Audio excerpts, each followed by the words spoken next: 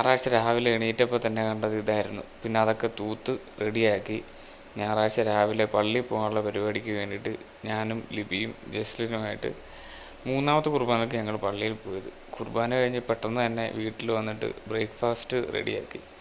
ഇറച്ചിയും ബ്രെഡുമായിരുന്നു. ഉടുപ്പ് പോലും മാറാതെ ലിപി പെട്ടെന്ന് തന്നെ ബ്രേക്ക്ഫാസ്റ്റ് എല്ലാം ഉണ്ടാക്കി കഴിച്ചു. പിന്നെ ലഞ്ചിനുള്ള പരിപാടിയായി. ലഞ്ചിന് വേണ്ടിയിട്ട് ലിപിനെ ഹെൽപ്പ് ചെയ്യാനായിട്ട് ഞാൻ കയറി. ഒരു സ്പൂണിട്ട് ഇളക്കി ബാക്കി കുക്കിങ്ങും കാര്യങ്ങളും എല്ലാം ലിപിക്ക് കൊടുത്തിട്ട് ഞാൻ അവിടെ നിന്ന് സ്കൂട്ടായി.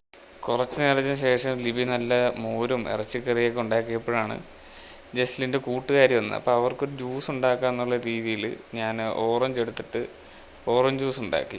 ഓറഞ്ച് ജ്യൂസ് ഉണ്ടാക്കി കഴിഞ്ഞപ്പോഴാണ് വൈകുന്നേരം ഒരു ആൻറ്റീനെ കാണാം എന്നുള്ള രീതിയിൽ ഞങ്ങൾ ലിപിയുടെ അമ്മയുടെ വീട്ടിലോട്ട് പോയത്. അവിടെയായിരുന്നു ആൻറ്റി വന്നത്.